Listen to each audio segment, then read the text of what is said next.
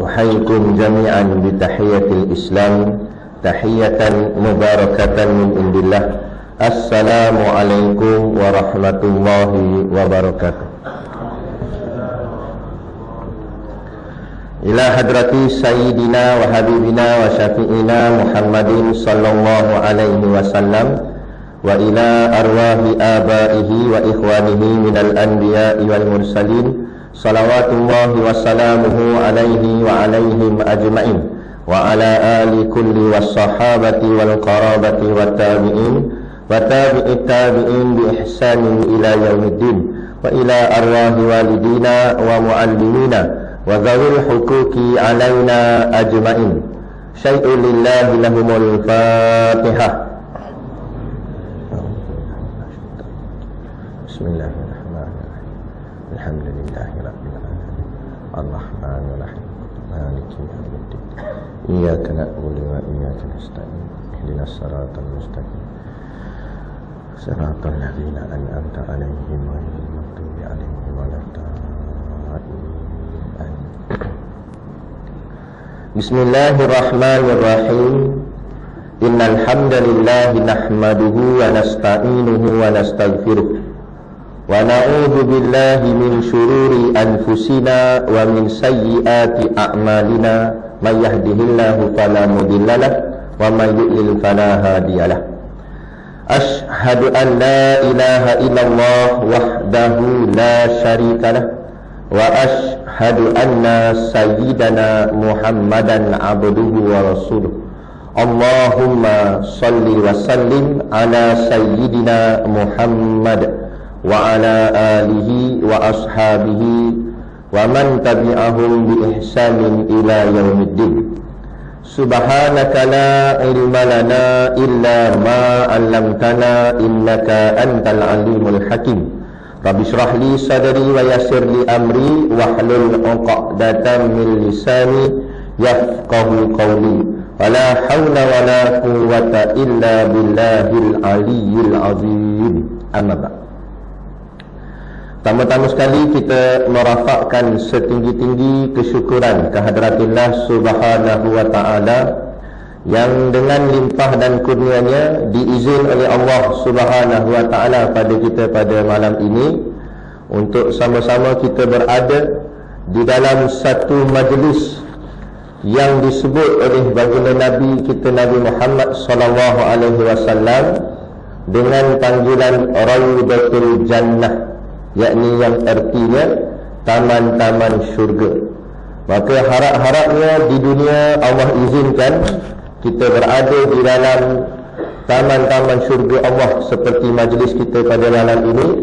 Maka harap nanti di hari akhirat Allah izinkan kita berada di dalam syurga Allah yang sebenar secara hakiki dan abadi, insya-Allah. Amin ya rabbal alamin. Yang saya hormati pengerusi surau dan seluruh saf kepimpinannya, para imam, para bilal, tuan-tuan siap yang tak dapat kita nak sebutkan namanya satu persatu, yang amat-amat disanjungi para asatizah, alim-alim ulama, tuan-tuan guru, ustaz ataupun ustazah yang hadir pada malam ini, mohonlah ditegur kepada hamba yang fakir dalam bidang ilmu ini.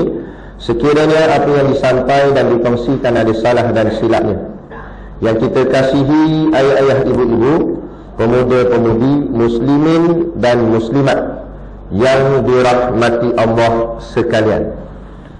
Baik,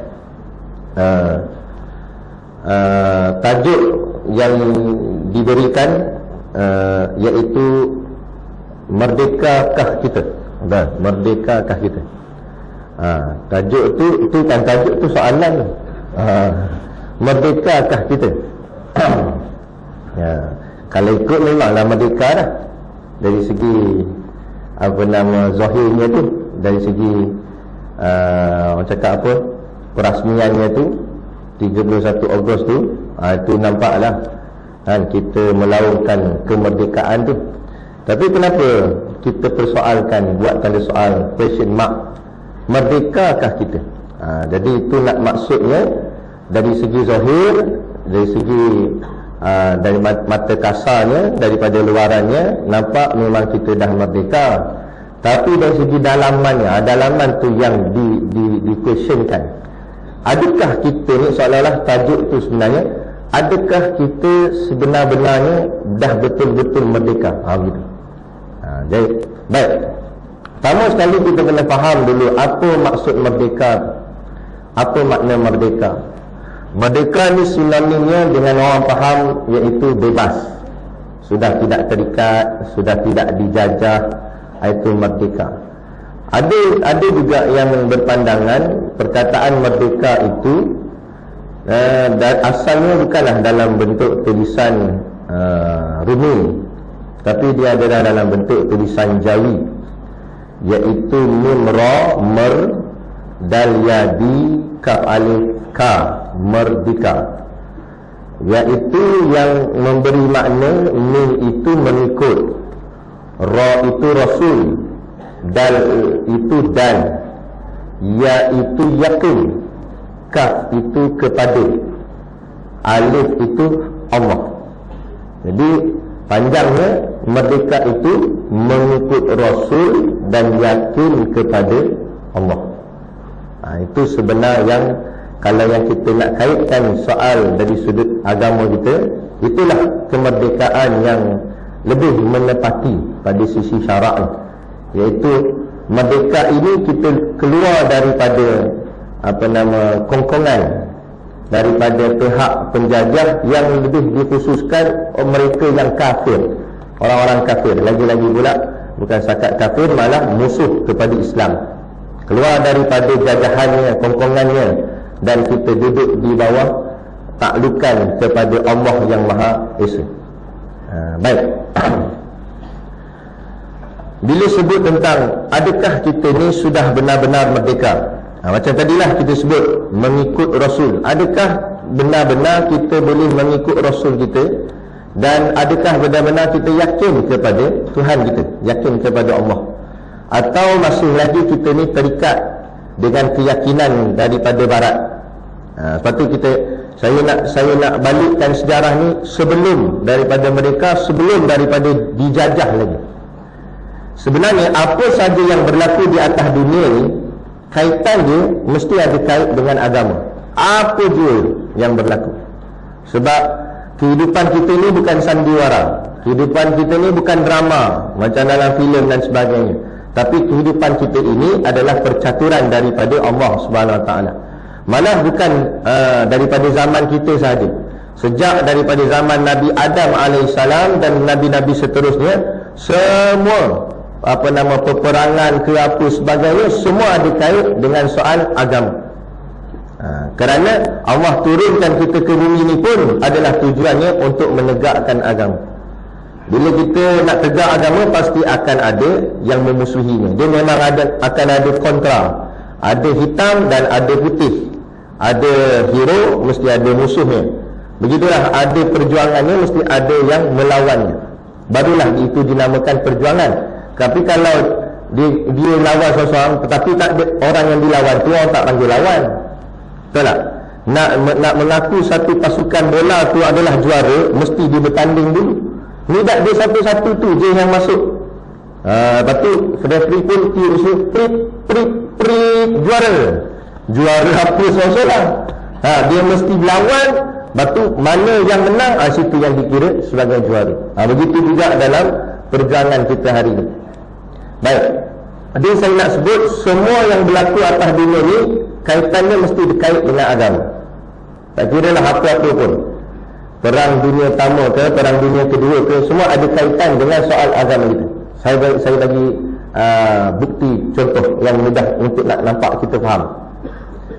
Sebelum tanah Melayu ni beragama Islam, rakyat dia, begitu juga dengan sultannya, rajanya. Sebelum kita beragama Islam, nenek moyang kita dulu lama dulu, mereka itu beragama Hindu. Pada asal dulu, lama dulu. Sebab tu ada jumpa kuil-kuil lama. Dulu adalah agama Hindu. Sebab itu adat-adat orang Melayu ada sedikit persamaan dengan adat-adat orang Hindu, yang kadang-kadang masih lagi diguna pakai. Contohnya bersanding di atas pelangin, kan? Itu dalam ajaran Islam sebenar tak ada.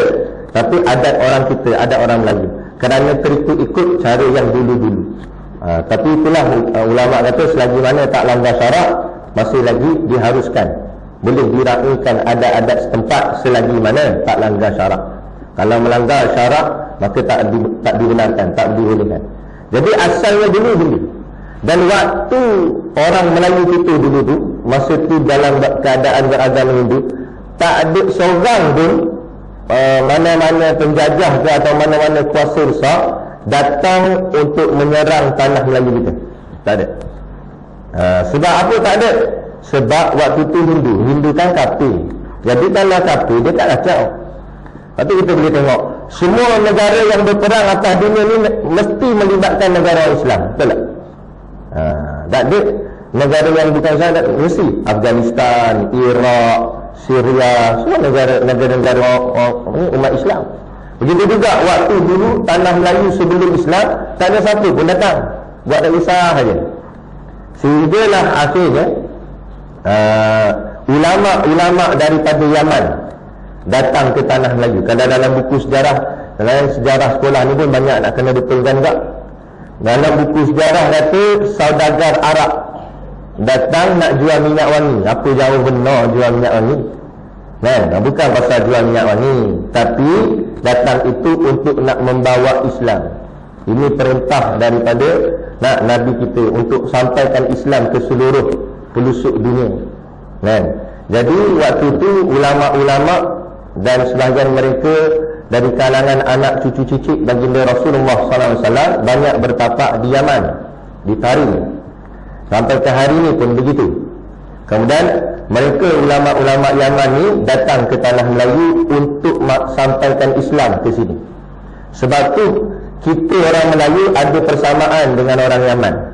Apa dia persamaan dia? Siapa tahu? Orang kita ni ada persamaan dengan orang Yaman, iaitu kain pelikat. Kain kita pakai. Cuma orang Yaman dia tak bentuk petak-petak macam kita. Dia ada bentuk macam bunga-bunga daun gitu. Tapi mereka lah yang mula-mula datang bawa pakai kain. Sampai ke hari ini kita dia ikut pakai kain.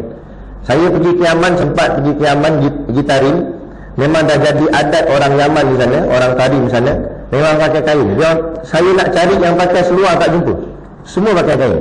Termasuk pemain motor pun pakai kain. Dia tengah repair motor tu pakai kain. Tak tahu takut spana, salah spana dia ni. Kan? Tapi nak ceritanya pakai kain. Buat kerja macam kita panggil JKR lah, orang buat kerja-kerja jalan-jalan ni apa kan. Kerja-kerja tukang tu pakai kain juga. Semua pakai kain. Tu sifat orang Yaman tu lah yang kita dapat tengok masa saya sempat ziarah ke sana. Jadi itulah yang dibawa datang. Kemudian mereka mula-mula mereka cari ketua dulu. Ketua waktu tu ialah raja lah. Sebab tu perkataan raja ada persamaan dengan perkataan orang Hindu. Kan ada kan? Raja Gopal, raja apa lagi kan? Rajendra ke apa tak kira lah. Tu perkataan raja dulu. Setelah Islam tu kita tukar perkataan raja tu kepada sultan. Kerana sultan tu ambil daripada bahasa Arab. Kita orang Melayu sebut sultan, tapi yang sebenarnya dengan huruf ta, sultan gitu. Tapi pakai perkataan raja pun tak salah, bukan makna jahat.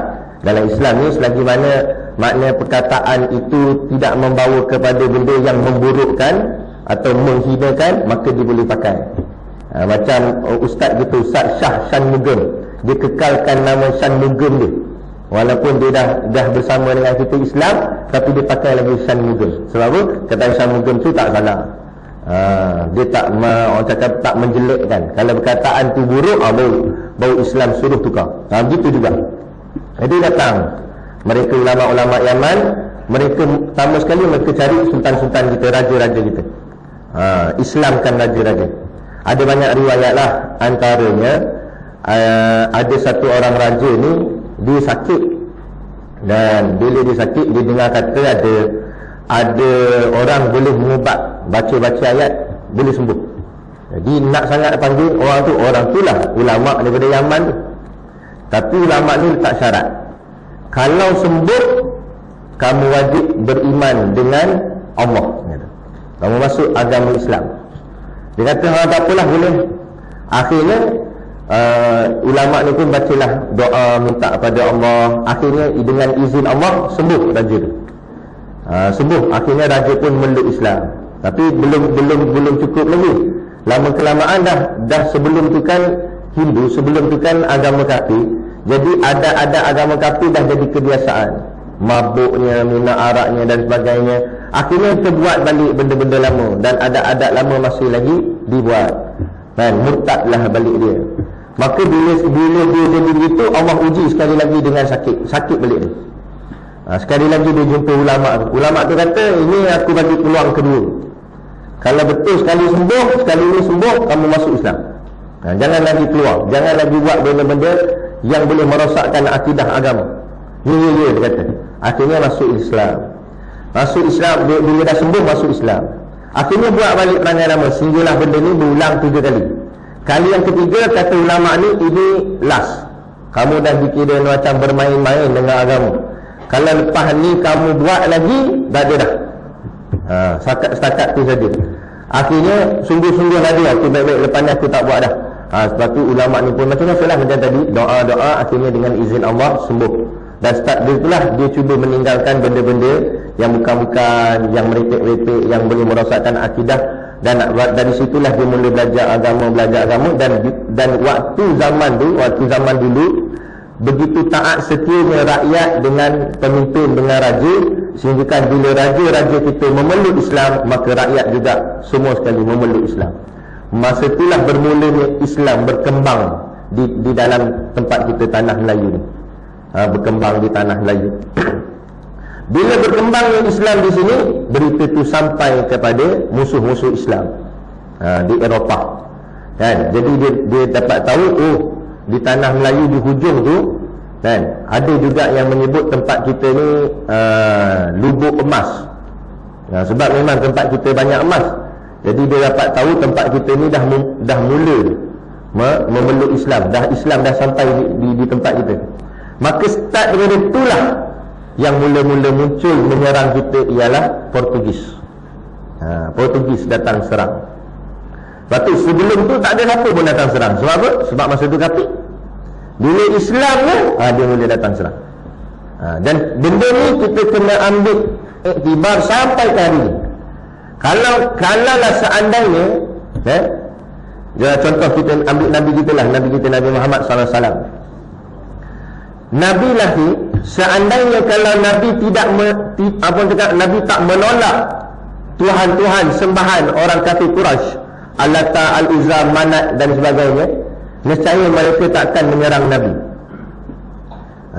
Kalaulah Nabi cuma kata Allahu Rabbi, Allah Tuhanku, maka mereka takkan serang Nabi. Tapi Nabi bawa satu kalimah yang menggegarkan jazirah Arab. Apa dia? La ilaha illallah. Tak ada Tuhan melainkan Allah. Nabi menolak Tuhan-Tuhan yang lain yang mereka sembah, Al-Lata, Al-Uzza, Manat dan sebagainya. Illallah, hanya Allah sebagai Tuhan. Situ yang dia pemarah. Itu dia pemarah sangat. Kalau setakat Nabi kata Allah Tuhan, mereka tak marah lagi. Sebab mereka pun kata Allah Tuhan. Orang kafir Quraisy dulu, buktinya Allah sebut dalam Quran, wala in sa'altahum man khalaqas samawati wal ard la yaquluna Allah. Wahai Muhammad, kalaulah kamu tanya kepada mereka, yakni orang kafir Quraisy tu, Abu Jahal and the gang, kalau kamu tanya kepada mereka, man khalaqas samawati wal ard, siapa yang cipta langit, siapa yang cipta bumi? Allah jawab, la yaquluna Allah. Kalau kita mengaji ilmu nahwu sarah ni, kat situ ada dua taufik, lam taufik, mim taufik. Maknanya sungguh-sungguh mereka akan jawab Allah lah yang jadikan langit dan bumi. Lagi bukti, nama ayah Nabi kita Muhammad bin Abdullah. Sedangkan waktu itu Nabi Muhammad belum lahir. Ayah Nabi sudah bernama Abdullah. Apa maksud Abdullah? Hamba Allah. Nak menunjukkan memang dah jadi kelaziman orang Arab menyebut nama Allah. Dan memang bahasa mereka Wallahi, Masya Allah itu dah jadi kebiasaan. Perkataan Allah itu dah jadi kebiasaan. Jadi maknanya mereka tahu dah Allah tu, mereka kenal dah Allah tu. Tapi kenapa mereka tetap menjadi kafir? Sebab mereka mensyirikkan Allah. Maknanya mereka menduakan atau meletakkan Allah bersekedudukan dengan yang lain. Sebab itu kita diajar membaca suratul Fatihah 17 kali sehari pada ayat Iyyaka na'budu wa iyyaka nasta'in.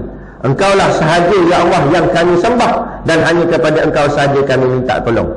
Kalau kita mengaji dalam bab ilmu bahasa Arab ni, kata tok guru kami, kalau ikut kaedah bahasa Arab, dia bukan Iyyaka na'budu wa iyyaka nasta'in. Tapi kalau ikut kaedah bahasa Arab, dia lah na'budu iyyaka wa nasta'inu iyyaka. Patutnya susunan dia macam tu kalau ikut kaedah bahasa Arab, kaedah fi'il fa'il dia. Na'budu iyyaka wa nasta'inu iyyaka. Kami na'budu tu maknanya kami sembah, iyyaka tu akan dikau, kami sembah akan dikau, kami minta tolong akan dikau. Tiba-tiba Allah buat ayat tu susunan dia terbalik. Iyyaka duduk depan, na'budu duduk belakang. Iyyaka na'budu wa iyyaka nasta'in. Atau makna zahirnya, akan dikau kami sembah, akan dikau kami minta tolong. Yang disembah tu disebut dulu.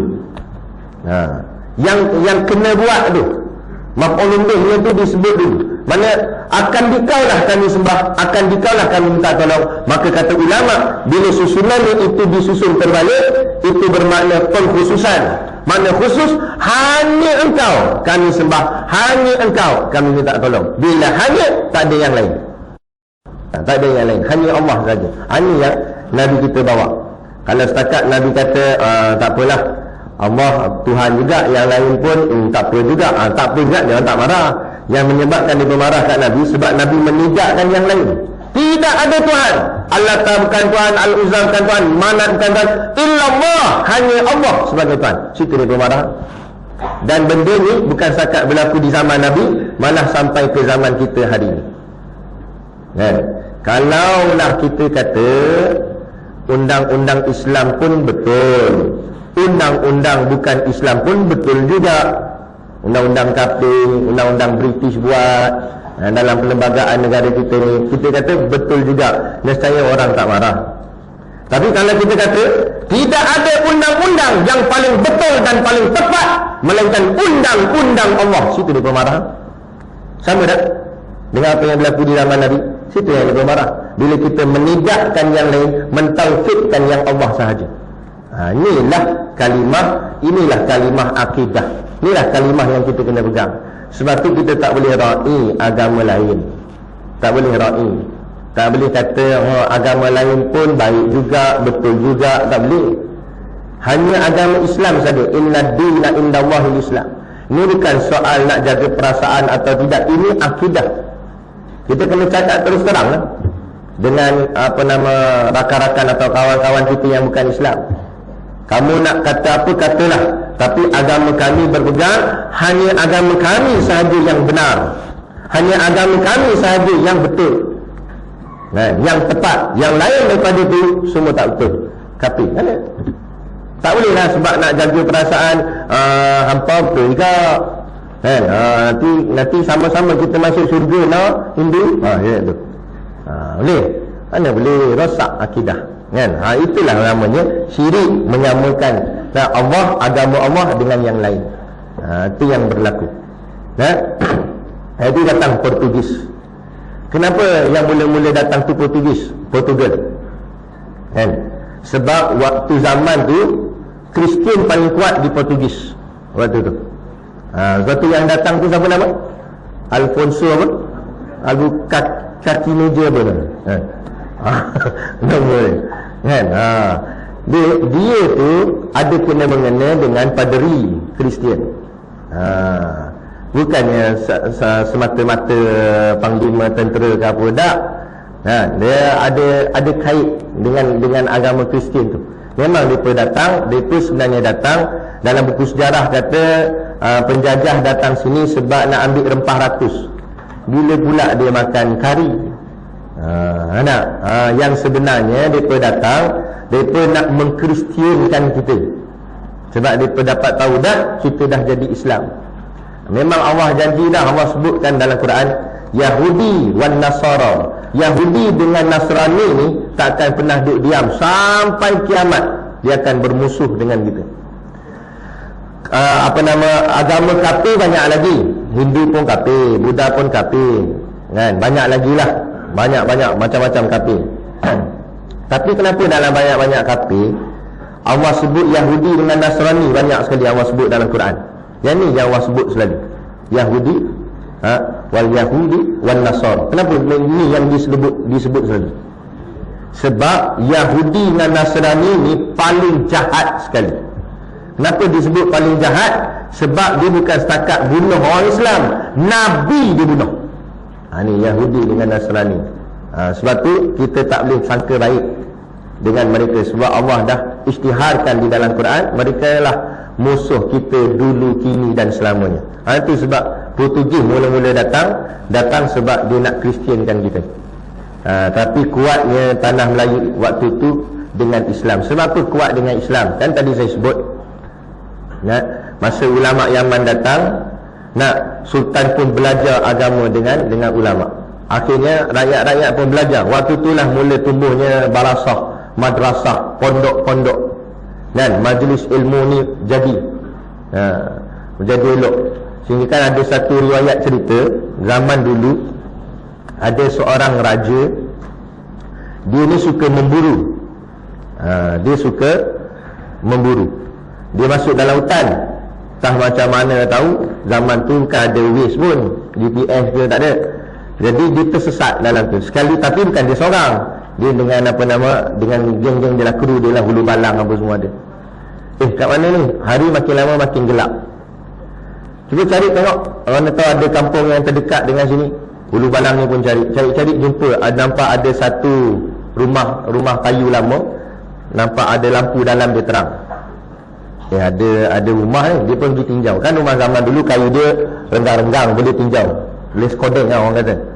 Dia pun tinjau, tengok dalam, dia nampak ada seorang tok guru sedang mengajar orang kampung. Macam ni lah kita buat ni, macam kuliah. Cuma suasana tu suasana zaman dulu lah, duduk dengan kuliah. Akhirnya Ulu Balang ni pun bagi tahu lah kepada raja tu, saya nampak tu ada satu rumah, lampu bercahaya dalamnya. Saya tengok dalamnya ada seorang ulama, ada seorang tok guru sedang mengajar orang kampung di situ, masyarakat. Ya ke? Kata raja ni, sultan ni. Aku nak pergi dengar. Dia pun pergi dekat, pergi dengar, syok. Dia kata, belajar bab sembahyang, belajar bab ni, dia kata.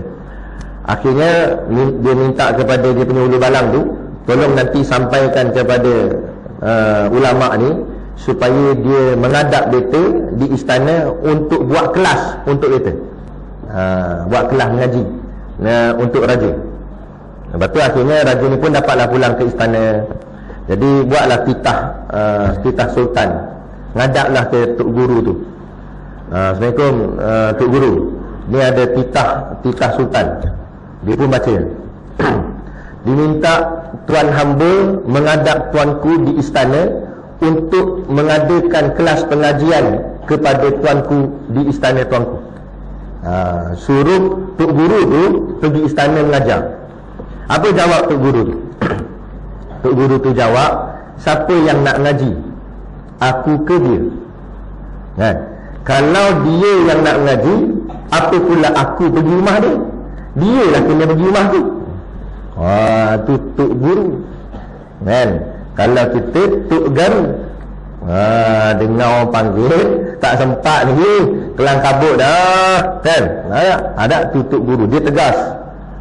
Akhirnya kawan tu balik istana bagi tahu tuanku gitu, suruh datang rumah tok guru.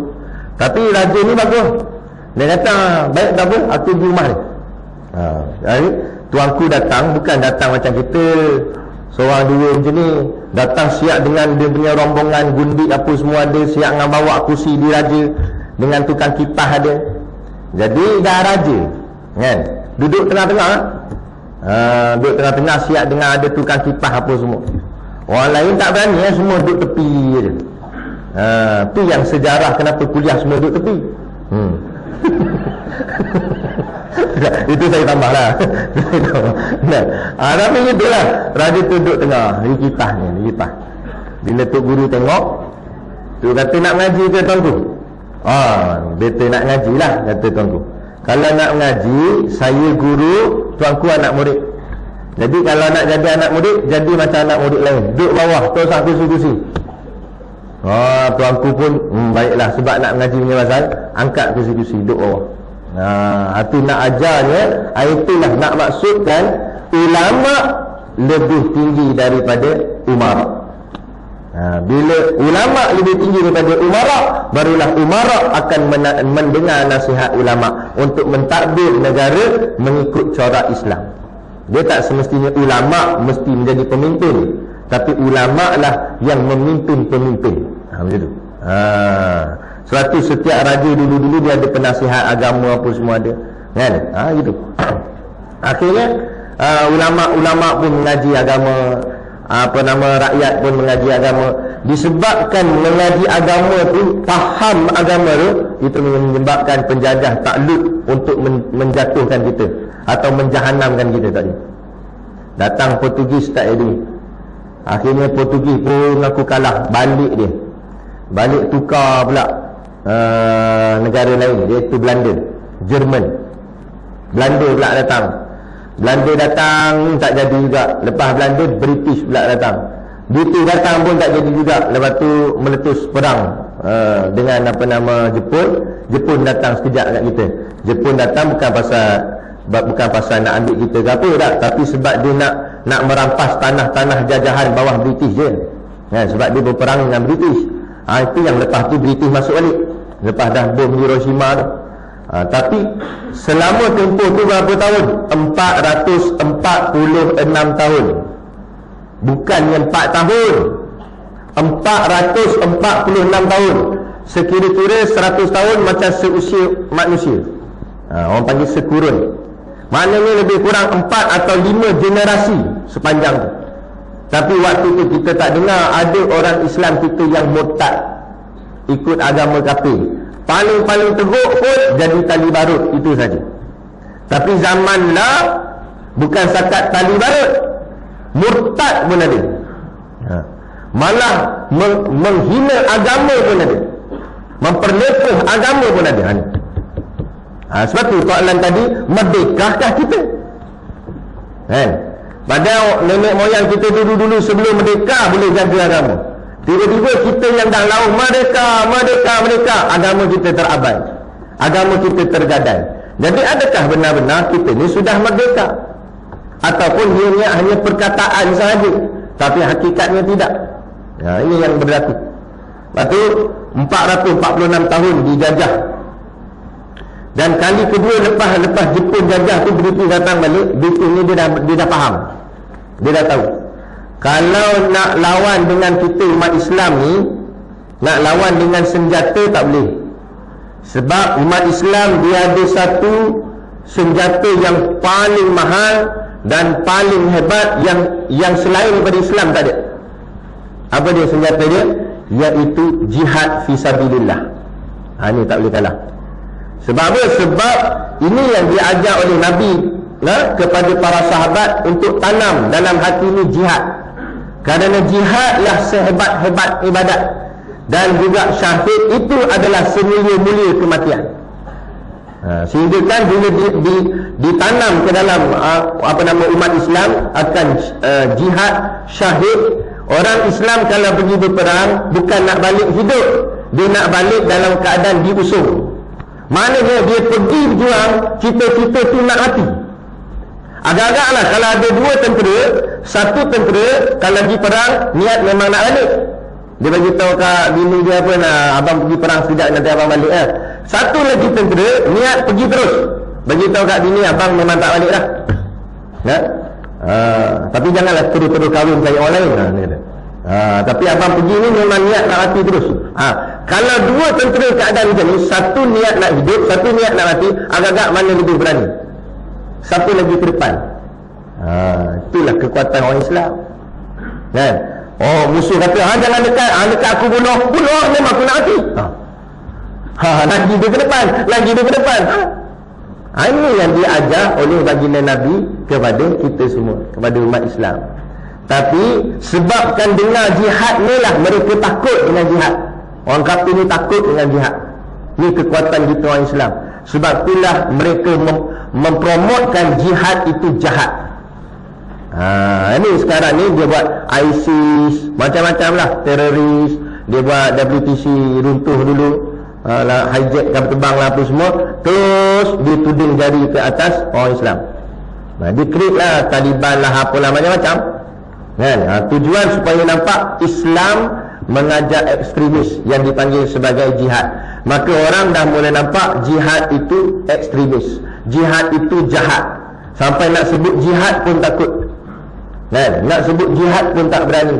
Sebab jihad nampak macam ekstremis. Itu yang dah ditanam dalam kepala kita. Bila ditanam begitu, menyebabkan orang Islam semakin jauh daripada jihad. Tak nak jihad, tak nak berjuang untuk agama kan? Tak nak cakap pasal jihad. Nanti orang akan hukumkan kita ekstremis lah, apalah, kena tangkap lah, macam-macam sosma lah dan sebagainya. Akhirnya jauh. Akhirnya bila Islam dipermain, kita hanya duduk diam berpeluk tubuh sahaja kan? Saudara-saudara se-Islam kita berperang di sana, kita hanya keluarkan bahasa cicak sahaja. Tahu bahasa cicak? Gitu je. Itu je lah. Tapi tak ada apa. Dia tak boleh nak, dia tak kata apa. Gitu je lah yang kita mampu buat. Padahal saudara se-Islam kita, zaman Nabi, kalau saudara se-Islam diserang, Nabi akan turunkan bala tentera. Bukan setakat zaman Nabi, kerajaan Turki Uthmaniyah, itulah khilafah Islam. Sebab tu orang tak berani usir Islam dulu, kerana kita ada sistem khilafah. Khalifah akan jaga seluruh umat Islam, empire Islam seluruh dunia. Siapa serang dia kan, kerajaan Islam akan hantarkan bala tentera dia, sehingga menggerunkan musuh-musuh Islam jadi takut. Sebab tu dia pandang, kalau nak kalahkan kita umat Islam dengan angkat senjata tak boleh. Kan? Sebab tu ada pepatah zaman dulu, Tok Guru saya selalu sebut, dekat pondok saya sebut, kalau tuan-tuan nak Melaka ni, dia cerita bak ni. Dia kata, kalau roboh kota Melaka, papan di Jawa kami dirikan. Apa maksud tu? Kenapa macam pantun macam tu lebih kurang ya? Maksudnya dulu Melaka ni hebat, dia ada satu empire besar. Kita jangan faham zaman dulu ni zaman macam tok nenek kita ni macam tak ada tamadun, macam selekeh tak. Zaman dulu cantik, hebat. Kota Melaka tu kota yang besar, yang hebat. Kita banyak ditipu oleh sejarah. Sebenarnya orang dulu-dulu ni semua hebat-hebat. Lepas tu pergi ke Patani, saya sempat ziarah ke Patani, saya dibawa tengok ada sebuah masjid yang dibina dengan kayu tanpa sebarang paku. Kita boleh buat zaman dah. Nak kata hebatnya engineer zaman dulu. Boleh buat masjid besar pakai kayu tanpa sebarang paku, boleh berdiri tegak sampai hari ni kukuh kan? Aduh, hebat orang Melayu kita dulu. Sebab tu Melayu ni dia kuat dengan Islam, sehingga kan dikatakan ahli sejarah kata, yang kita biasa dengar hantuah kata takkan hilang Melayu di dunia. Maksud Melayu di situ ialah Islam. Sebab kuatnya hubungan Melayu dengan Islam, sehingga kan bila sebut Melayu orang tu Islam, bila sebut Islam orang tu mesti Melayu. Jadi maksud kata hantuah, takkan Melayu hilang di dunia, takkan hilang Islam di dunia. Sebab kaitan rapatnya Melayu dengan Islam. Sebab saya kata gitu. Saya nak tanya tuan-tuan, yang ayah-ayah orang lelaki lah, kenapa baju Melayu tuan-tuan ada 3 poket? Kenapa ada 3 poket? Siapa boleh jawab, saya bagi hadiah. Pakej percutian di pondok kami. Pondok kami kali ke ada kolam tau. Tapi kan kolam renang lah, kolam ambil uduk. Kenapa ada 3 poket baju Melayu? Sebenarnya dia ada makna. Saya ada pernah tanya ada satu masjid, dia jawab, zaman dulu kain tak cukup tak? Tu buat 3 je. Saya jawab balik, okey lah, tak apalah, boleh terima lah. Okey, zaman lah kain dah banyakan, buat 4 lah, 2 bawah 2 atas. Senang sikit salam kaut kenduri tu, salam banyak sikit boleh dapat. Dah sampai sekarang masih lagi 3 poket. Kenapa tak buat 4? Tetap 3 poket. Kita pakai saja, tapi kita tak faham falsafah dia. Kenapa orang dulu-dulu buat macam tu? Kerana poket ni lambang dia apa? Poket ni lambangnya lambang bekal. Sebab bila berjalan nak pergi mana-mana, orang Melayu dulu itulah tempat dia nak simpan barang, simpan makanan ke, simpan duit ke apa, kebekalan dia simpan situ. Jadi nak diajar kepada anak Melayu Islam, setiap dari kalian dalam hidup mesti ada 3 bekal sekurang-kurangnya. Mesti ada 3 bekal. Apa bekalnya? Bekal tauhid, bekal fiqh, bekal tasawuf. Dialah fardu ain ilmu agama. Mesti ada tauhid, mesti ada fiqh, mesti ada tasawuf. Sebab tu poket yang pertama duduk di sebelah kiri. Kenapa tak duduk sebelah kanan? Dia duduk sebelah kiri. Sebab sebelah kiri? Di kiri ni ada apa? Kat belakang ni, dalamnya ada apa? Ada jantung. Dalam bahasa Arab panggil kolbun. Apa fungsi jantung? Fungsi jantung menyebarkan darah ke seluruh anggota badan. Kalau jantung sihat, anggota badan lain pun sihat. Kalau jantungnya rosak, yang lain pun akan rosak. Begitulah tauhid, akidah. Akidah letak di hati, letak di jantung. Kalau akidah dia mantap, akidahnya akan merebak, nama Allah akan merebak di seluruh anggota badan. Kalau akidahnya sahih, akidahnya mantap, tangan akan mengangkat takbir, muka akan sujud kepada Allah, kaki akan berjalan ke tempat yang mulia, tempat yang baik, ke rumah Allah. Itu ditanam situ, akidah duduk sini. Mengiringi ilmu akidah itu ilmu fiqh dan ilmu tasawuf. 2 poket lagi duduk di bawah. Kemudian kenapa kita ni ada 5 butang kat tengah ni? Ada 5 butang. Kita pun kadang-kadang baru nak kira, 5 punya. Sama ni tak kira pun, ada 5. Kalau lebih ada 6, maknanya tukang jahit tu silap. Tak mesti 5, kebiasaannya 5. 3 di sini, 2 di sini. Kenapa 5? 5 itu maksudnya 5 rukun Islam, menjadi tunggak kepada orang Melayu. Sebab tu duduk dia di tengah. Orang Melayu Islam tunggak dia ialah rukun Islam. 5 rukun Islam. 2 di anak tekak, 2 itu mewakili 2 kalimah syahadah. Yang kita lafaz, yang kita janjikan dalam hidup kita. Kita berjanji kepada Allah, aku naik saksi bahawa tiada Tuhan melainkan Allah. Aku naik saksi bahawa Nabi Muhammad itu pesuruh Allah. Lafaz di kerongkong kita, di tekak kita. Banyak lagi, kalau nak senaraikan banyak lagi lah. Kan? Banyak lagi.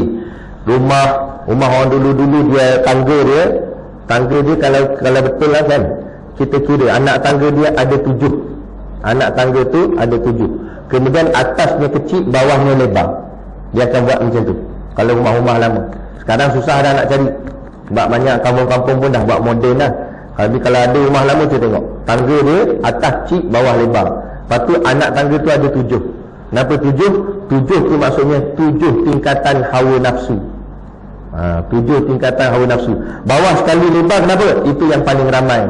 Atas kecil, kenapa? Itu yang paling sedikit. Makam nafsu paling tinggi, iaitu yang paling baik, yang elok, kan? Nafsu radiyah mardiyah, itu semua ada yang sedikit. Kalau nafsu amarah yang teruk-teruk, yang jahat-jahat, ni ramai belah bawah. Itu yang dia buat atas kecil, bawah lebar. Lepas tu kalau tengok orang Melayu kita dulu buat apa pun mesti ada alas. Saya ingat lagi masa saya kecil-kecil, kalau kakak saya dia bawa, kan ada tetamu datang rumah, kemudian kakak saya bawa air.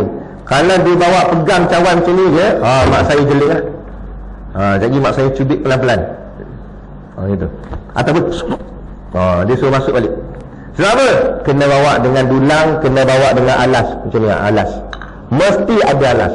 Kita tengok lah orang Melayu, tiang seri ada alas, semua ada alas, sampai bercakapnya pun beralas. Kita tengok cerita zaman dulu hitam putih kan, kajang tak malau, kajang berlipat. Nah, cakapnya berpantun-pantun, beralah-alah. Datang rumah nak minang anak, kami datang ni hajat nak memetik bunga di taman.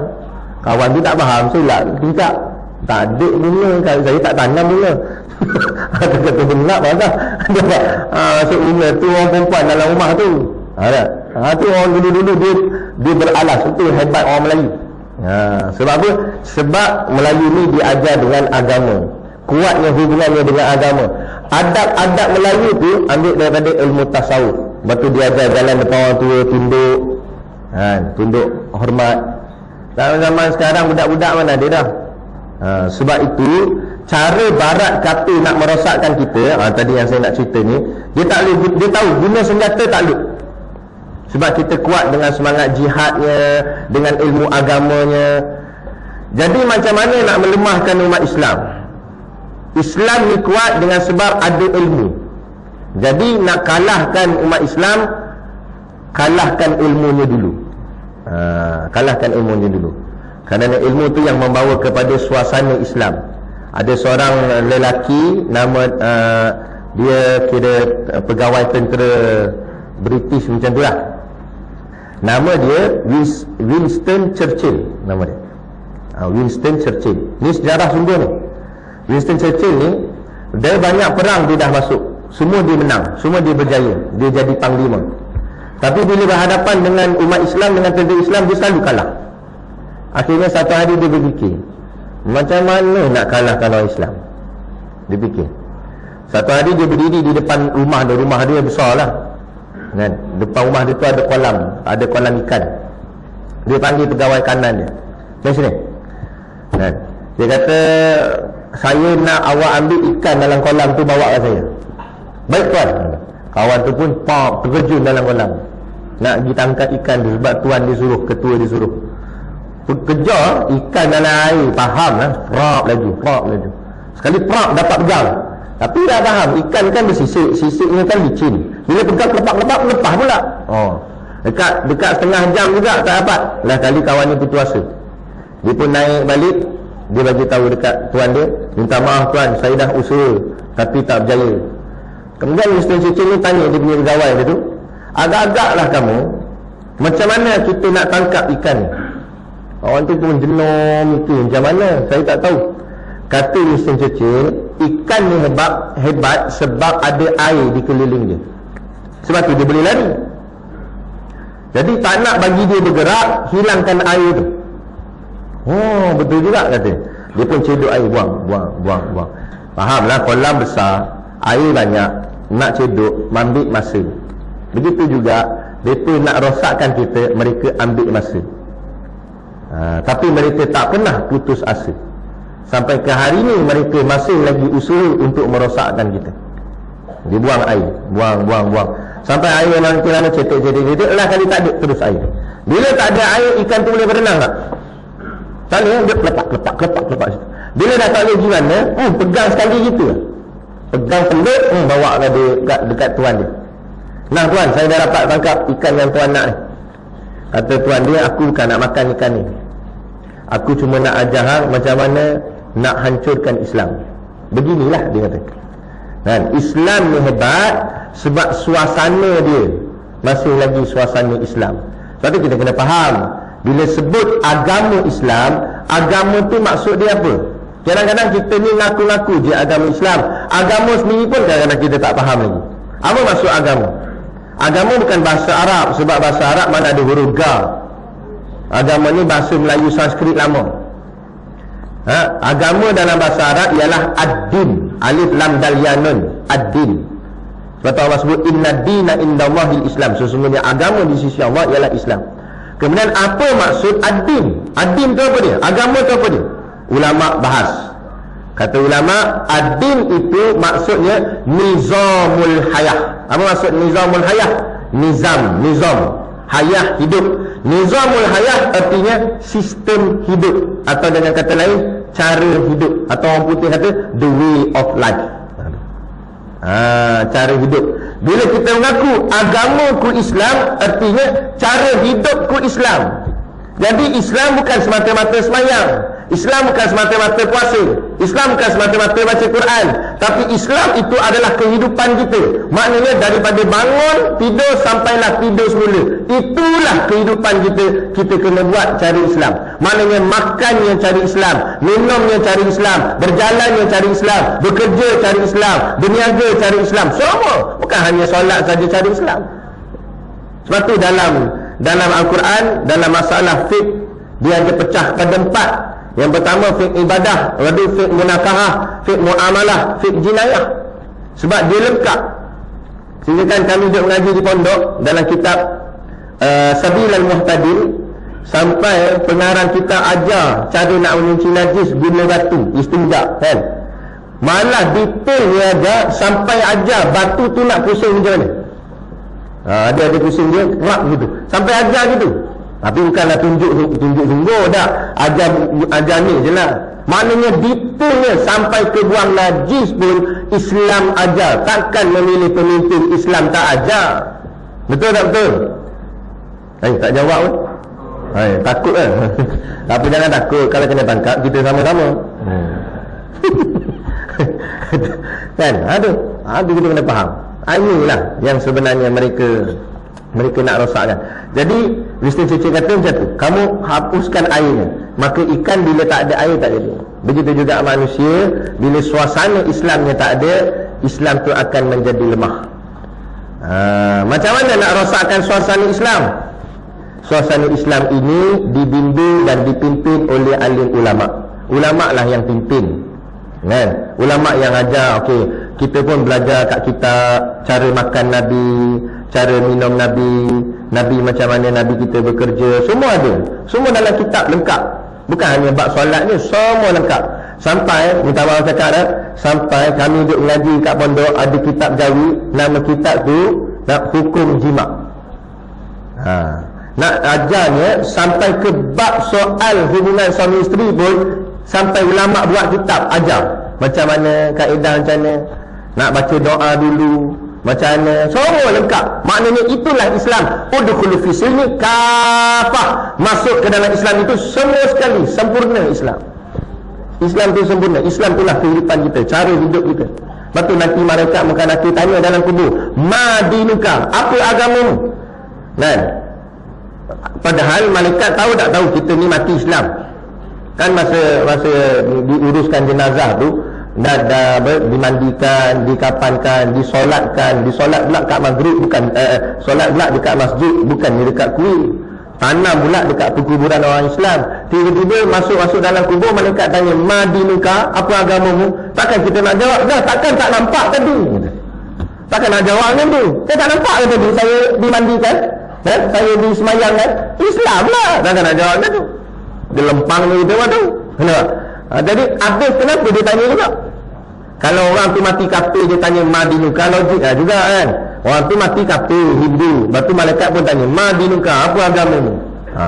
Ini kita mati memang Islam dah, kenapa malaikat masih lagi tanya? Sebab maksudnya madinuka itu, apa agamamu itu, dengan kata lain, apa cara hidupmu dulu.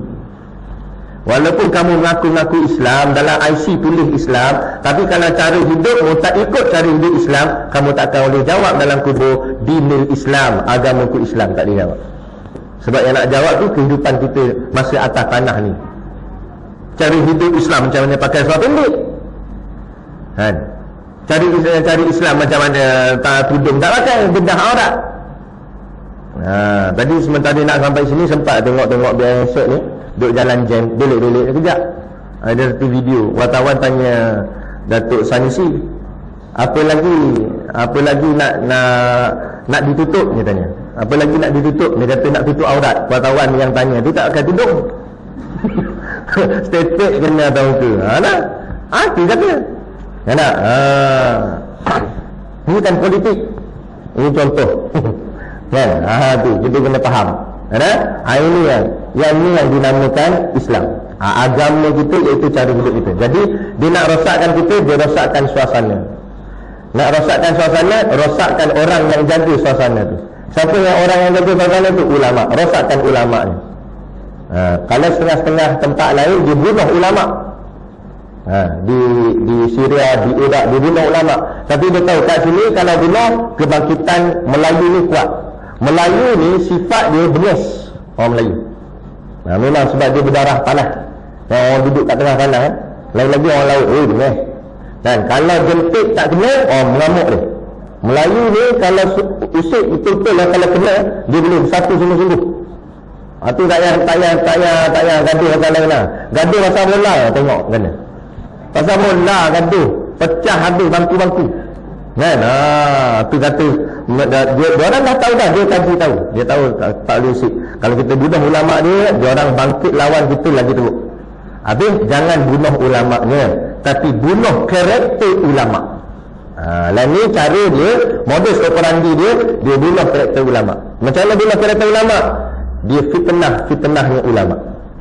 Kemudian ada ulama-ulama pula yang dia taja dengan tajaan-tajaan dunia. Sebab dia tahu ulama ni susah.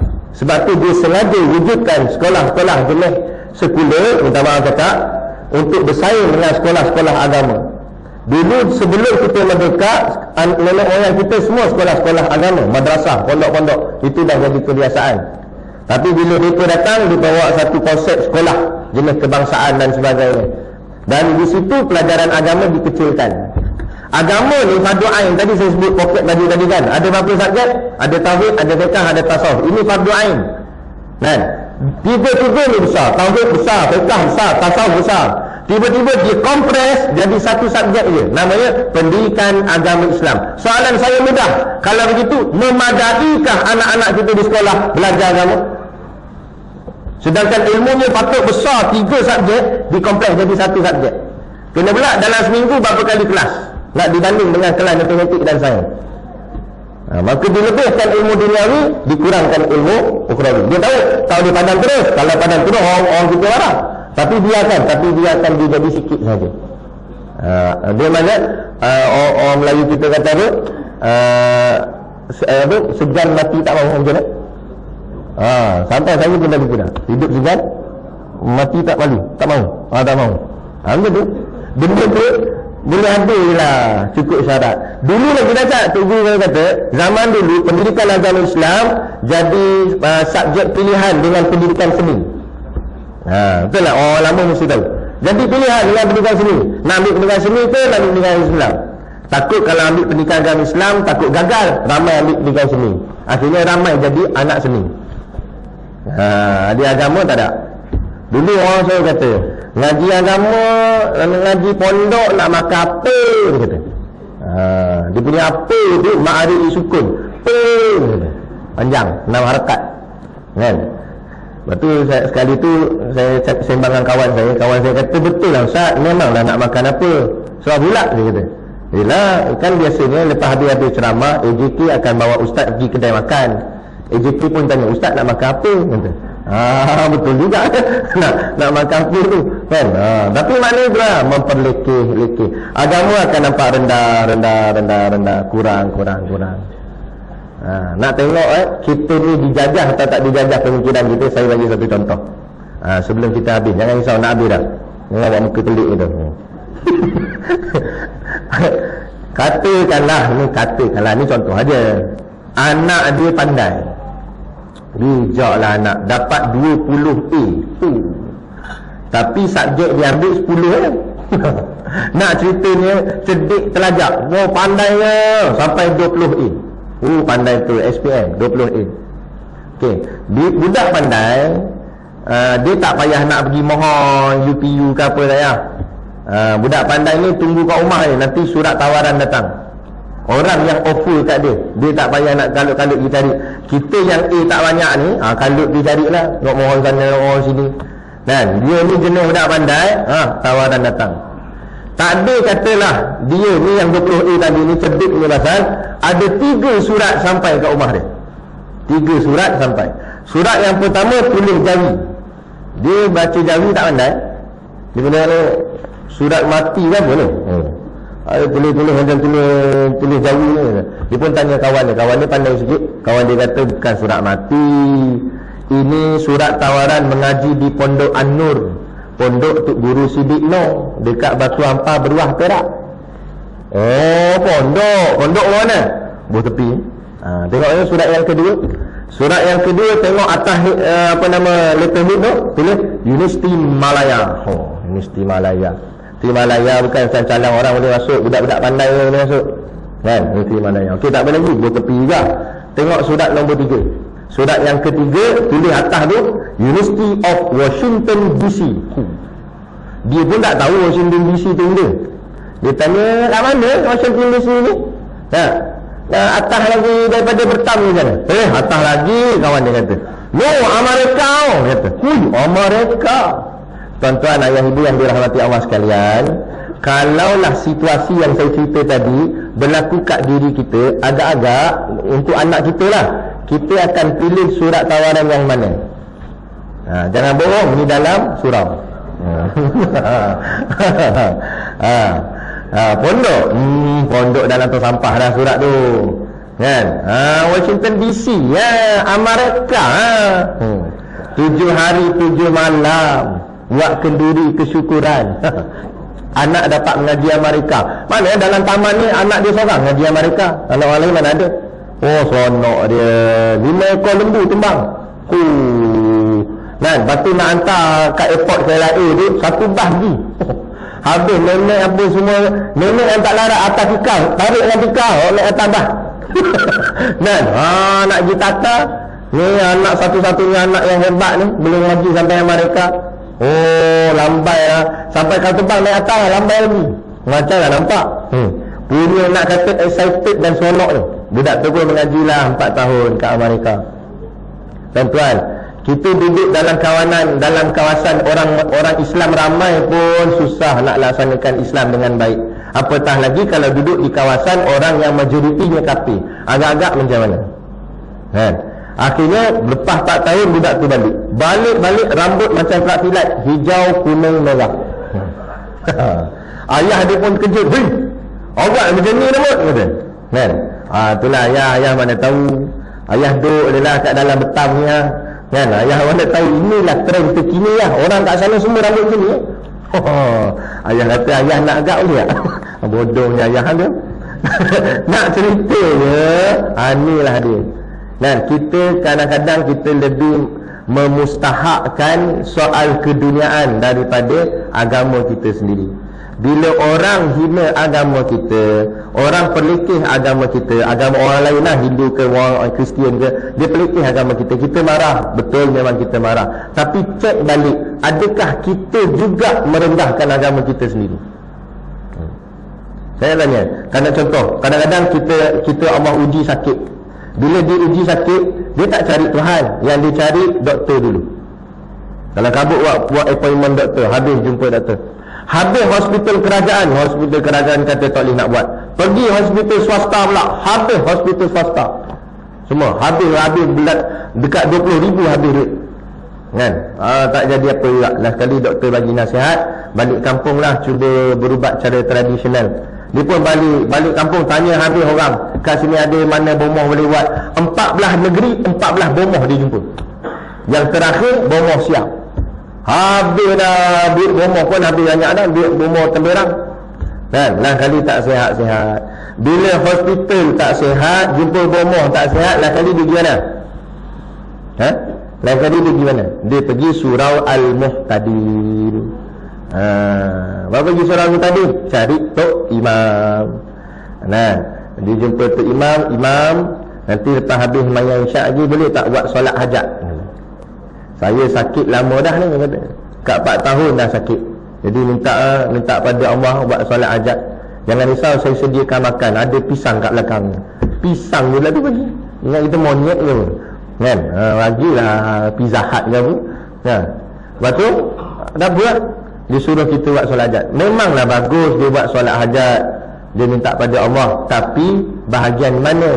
Bahagian yang terakhir. Bila dah tak boleh makhluk ni semua, baru cari Tuhan. Dia ingat Tuhan tu siapa dia? Di mana Allah dalam hati kita? Di mana agama dalam hati kita ni? Islam tu mana? Bila kita mendahulukan makhluk lebih daripada Tuhan. Patut bukan salah. Saya tak kata salah pergi jumpa doktor. Tapi bangunlah pagi-pagi, semayang tahajud, buat solat hajat, sendiri doa, ya Allah, aku sakit ya Allah. Engkau jugalah yang memberi penyakit ini, engkau jugalah yang boleh mengangkat penyakit ini. Tak ada kuasa yang melainkan hanya engkau yang maha kuasa. Nak puji Allah, minta semua sungguh, ya Allah. Ya Allah, pagi ni aku ada appointment dengan doktor. Doktor, aku tahu doktor tak boleh menyembuhkan aku, kerana yang menyembuhkan aku hanya engkau, wahai Tuhan. Tapi ini sebagai usaha dan ikhtiarku sebagai seorang hamba, ya Allah. Maka engkau berilahkan aku kesembuhan melalui tangan doktor itu, ya Allah. Tolonglah ya Allah. Allah doa je. Minta Allah dulu. Pergi jumpa doktor rawat-rawat, sembuh. Barulah kita nampak siapa yang sembuhkan, doktor atau Allah? Allah. Betul, baru tidak. Lepas tu masa PKP hari tu, masa zaman COVID hari tu, saya lebih suka menggunakan perkataan Allah jaga kita berbanding perkataan kita jaga kita. Bukanlah salah, tidaklah salah. Dari segi zahir ayat saja memang tak salah. Tapi apa salah juga kita tanamkan kepada hati orang Islam kita ni, biar nampak Allah segala-galanya. Biar nampak Allah lah yang menguasai kita. Biar nampak Allah. Tetap Allah yang jaga kita. Pegang situ. Orang bukan Islam lantak dia lah, tak apa. Kita tanamkan supaya baru ke hati kita ni bergantung dengan Allah Ta'ala. Ni tak bergantung dengan ubat, bergantung dengan vaksin, bergantung dengan itu, dengan ini. Bukan salah kita usaha ikhtiar, tapi di manakah pergantungan kita dengan Tuhan. Itu jadi masalah. Sehingga kadang-kadang kita lebih nampak makhluk itu boleh tolong kita berbanding Tuhan. Kita tak nampak Tuhan. Jadi macam mana? Ayat ini yang menjadi suasana Islam itu dah semakin lemah. Ayat ini lah yang saya sebut tadi, mereka musuh-musuh Islam tak pernah berputus asa untuk jauhkan kita dengan Allah, jauhkan kita dengan Islam. Kita tak sedar, betul lah Nabi kata 1400 tahun dulu Nabi kata dah, kamu akan ikut jejak langkah mereka, umat-umat terdahulu, orang Yahudi, orang Nasrani, shibran bi shibrin wa zira'an bi zira'in. Kamu akan ikut mereka sejengkal demi sejengkal, sahasta demi sahasta. Maksud Nabi, mula-mula kamu ikut sikit-sikit je, lama kelamaan tanpa kamu sedar, kamu dah banyak ikut mereka. Mula-mula ikut cara berpakaian aja, tapi lama kelamaan bukan setakat berpakaian, akidah, pemikiran, fahaman dah jadi macam fahaman dia. Jadi sebab itulah tajuk kita malam ni, merdekakah kita? Jadi balik jawab sendirilah, merdeka ke tak? Jadi saya tinggalkan soalan tu. Barulah habis. Dah selesai. Tengok makin sengit aja paling udah tu. Jadi jadi itulah. Sebab itulah kita kena geraklah tuan-tuan. Kita tak boleh harapkan siapa-siapa, kerajaan ke apa ke, kerajaan bersilih ganti tukar, kejar orang ni, kejar orang ni. Kitalah sendiri kena tarbiyah. Sebab tu Allah sebut dalam Quran, ya ayyuhallazina amanu qu anfusakum wa ahlikum nara. Jagalah diri kamu dan ahli keluarga kamu daripada api neraka Allah. Jadi kita jaga diri kita dan kita jaga ahli keluarga kita. Macam mana suasana di Masjid Surau, jadikan suasana tu ada di rumah kita. Sekali-sekala kalau kita tak dapat solat berjemaah di surau, buatkan jemaah tu di rumah kita. Sekali-sekala buat halaqah baca Yasin satu family. Hidupkan suasana. Macam mana suasana di surau ada, suasana kat rumah pun jadi macam tu. Ataupun kalau rumah tu besar sikit, buat satu sudut, ini surau dalam rumah, ini surau rumah, kan? Jadi situ sudut agama. Ayah kena main peranan. Sekali-sekala ambil Al-Quran tu yang ada terjemahan, suruh anak baca ayat Quran, ayah bagian baca terjemahan. Tapi ayah pun kena reti, jangan pegang buku tu pun terbalik. Jadi anak kata, ayah terbalik pegang kata. Macam mana dia nak tuntut? Dia kena betul dulu lah. Ajar. Saya kata tengok, kenapa anak-anak hari ni derhaka dengan mak ayah. Kadang-kadang antara puncanya mak ayahnya jahil agama. Minta maaf cakap. Sebab tu bila ayahnya tegur ke apa, contohlah ni contoh, masa zaman muda dulu, masa zaman budak tu kecil, anak kita kecil, kita bawa dia jalan-jalan pergi main kat taman ni, kita pakai seluar pendek zaman tu. Zaman tu jauh lagi nak pakai seluar pendek, kan? Walaupun budak ni budak, tapi dia perhati macam budak-budak ni. Walaupun dia main-main, sebenarnya dia dengar, telinga dia dengar, mata dia lihat, dan itu yang dia belajar. Lepas tu bila kita dah koi tua, kita dah tak adalah pakai seluar pendek lah, pakai kain pelikat lah nak pergi surau. Tengok anak kita tengah duduk setting motor, perang, kita pun tegur, perang, pergi mayang surau tu, kan? Ayah tak payah sembang lah ayah, barulah ni ayah jadi malaikat, kata. Dulu ayah saya tengok seluar pendek je, barulah ni nak lagak baik. Dia bubuh ayah ni tu, nak kata apa? Sebab tu kita kena tunjuk teladan yang baik. Budak-budak ni nampak dia main-main, tapi dia dengar. Saya ada budak tu dekat sekolah tahfiz tu. Dia budak kecil, dia main-main, tapi mungkin dia dah biasa tengok suasana orang. Bila barang terlepas, Allahu Akbar. Lah kali budak tu dia terlepas dia punya aiskrim dia jatuh, Allahu Akbar. Sebab dia ikut apa yang dia dengar dan dia lihat. Tapi kalau ada budak tiba-tiba jatuh, tadi mana dia ambil? Mana dia dapat kataan tu kalau bukan daripada kita orang dewasa? Sebab tu Nabi kata fa'abawahu, maka mak bapaknya lah yuhawidana au yunasirana au yumajisana. Mak bapak je lah menentukan anaknya jadi Yahudi ke, Nasrani ke, Majusi ke. Tadi ustaz kata nak betul ni, ustaz syarah lagi, suka hati aku lah. Dah lah, ni betul-betul lah. Ni betul-betul. Jadi kita setakat ni yang dapat kita fahami tentang merdekakah kita itu bukan dari sudut suasana luaran ini. Luaran ni memanglah nampak penjajah dah balik, kita tak ada dah dikongkong oleh penjajah, tapi dari segi batinnya, dalamannya, kita sebenarnya masih lagi dijajah dengan jajahan cara-cara pentadbiran, cara pengurusan yang orang cakap apa, disistemkan oleh pihak barat, pihak kapi. Sampai hari ini kita nak laksanakan hukum Tuhan kita, hukum Allah, hukum Islam, tapi kita kena minta persetujuan orang bukan Islam sama. Padahal hukum tu hukum kita. Tiba-tiba kita kena minta izin dia juga. Macam mana? Itu sebab tu mereka lepaskan kita dulu, mereka dah kaji dah, supaya Islam jadi susah nak dilaksanakan di tempat kita hari ini. Tapi kita jangan pernah berputus asa, kerana musuh juga tak pernah berputus asa. Kita akan terus bertahan dan berjuang sehinggalah pemimpin besar kita akan muncul, iaitu Al-Imamul Mahdi. Dan pemimpin itulah akan menyatukan seluruh Islam di atas muka bumi ini, insya-Allah. Moga-moga Allah selamatkan kita dalam suasana dunia yang penuh pancaroba, fitnah, ujian dan berbagai-bagai ini. Moga-moga Allah selamatkan kita. Di dunia Allah selamatkan kita dapat petunjuk, di hari akhirat Allah selamatkan kita daripada azab api nerakanya dan dimasukkan ke dalam syurganya, insya-Allah. Jadi cukup sekadar tu yang dapat saya kongsi dan sampaikan. Dan sedikit pengumuman saya nak maklumkan, pondok kami akan mengadakan daurah pengajian kitab, iaitu kitab Hidayatus Sibyan, bahas tentang masalah fiqh ibadat, belajar tentang bab semayang, bab puasa, bab zakat, bab haji, selama seminggu. Pengajian tu diadakan di pondok kami, dan kita sediakan penginapan apa semua. Bayarannya RM175. Kenapa 175? Kita itu termasuk makan minum dengan penginapan. Penginapan kita cas satu hari RM5 sahaja. Makannya pula RM20. 10 buat makan siang, 10 lagi buat makan malam. Jadi jumlahnya sehari RM25. Jumlah 7 hari jadilah 175. Adapun pengajian percuma, kitab pun percuma. Yang bayar tu hanya penginapan dengan makan saja. Jadi kalau dia datang, dia kata saya tak nak makan ustaz, saya dah standby Maggi selama seminggu, tak ada masalah. Jadi dia tak perlu bayar RM20 tu. Dia cuma bayar penginapan saja. Lepas tu dia kata penginapan pun saya tak nak, sebab saya nak pasang kemah nanti kat tepi-tepi sawit tu. Jadi penginapan pun tak bayar-bayar. Jadi datang percuma saja, mengajilah. Mengaji, apa lagi alasan kan? Jadi insya-Allah.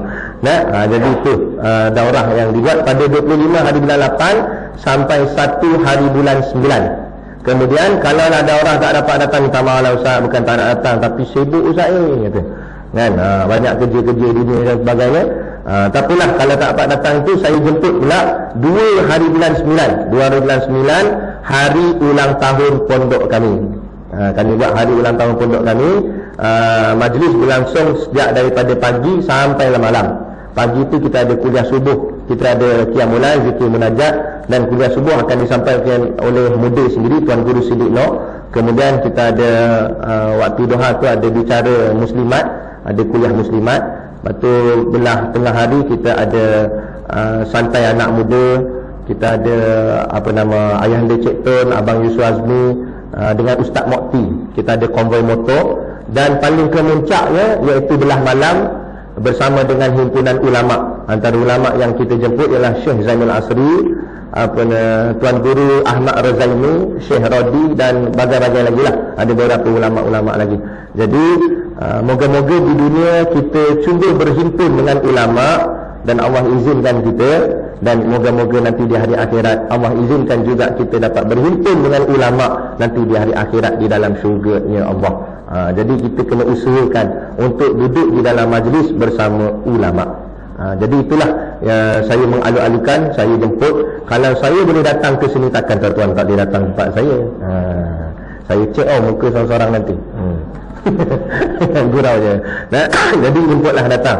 Ada orang tanya, kat mana sekolah ustaz tu? Okey, search je dekat Waze ataupun Google Map. Search je, tulis kat situ Ma'had Tahfiz Qiyam. Qiyam tu kena eja betul-betul, Q-I-A-M, Qiyam. Pergi. Nanti ikut je. Dia kata masuk kanan, masuk kiri, masuk kiri.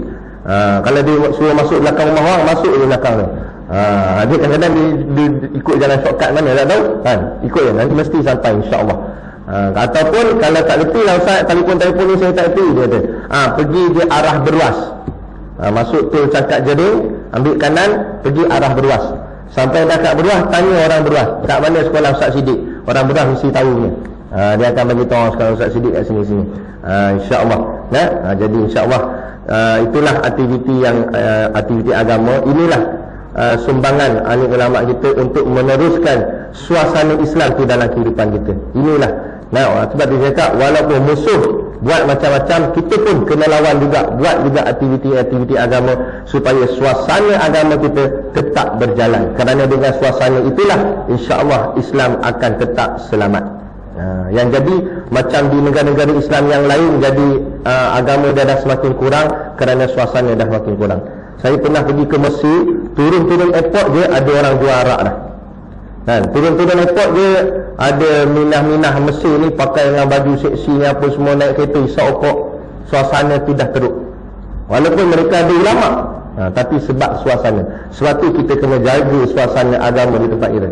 Seperti mana ikan yang duduk dalam air yang saya cerita tadi. Jadi itulah sedikit sebanyak yang dapat saya kongsi dan sampaikan. Moga-moga memberi faham kepada kita sedikit sebanyak untuk kita meneruskan perjuangan agama ini, menyambung lidah perjuangan ulama-ulama yang terdahulu, dan kitalah sebagai penyambungnya. Moga-moga kita dapat hasil ganjaran pahala di sisi Allah dan diampunkan akan segala dosa kita, insya-Allah. Jadi cukup sekadar itu. Wabillahi taufiq wal hidayah. Wassalamualaikum warahmatullahi wabarakatuh. A'udzu billahi minasyaitonir rajim. Bismillahirrahmanirrahim. Alhamdulillahirabbil alamin. Wassalatu wassalamu ala asyrafil anbiya'i wal mursalin wa ala alihi wa sahbihi ajma'in. Allahumma taqabbal minna salatana wa du'aana innaka antas samiul alim wa tub 'alaina innaka antat tawwabur rahim. Allahumma ja'al dinana dinan nabiy Muhammadin sallallahu alaihi wasallam wa islamana islamal muslimin wa imanana imanal mu'minin wa salatana salatal khashi'in wa a'malana a'malal salihin wa niyyatana niyyatal mukhlisin wa dhunubana ya Allah dhunubal mustaghfirin wa hayatana hayatal ulama wa mautana bi mauti syuhada wa dkhulal jannata ma'al anbiya'i alaihimus salatu wassalam. Rabbana atina fid dunya hasanah wa fil akhirati hasanah wa qina azaban nar wa qina azaban nar wa qina azaban nar. Wa sallallahu ala khairil khalqihi sayyidina Muhammad wa ala alihi wa sahbihi wa sallam. Subhana rabbika rabbil izzati amma yasifun wa salamun alal mursalin walhamdulillahi rabbil alamin. Amin ya rabbal alamin. Taqabbalallahu minna wa minkum.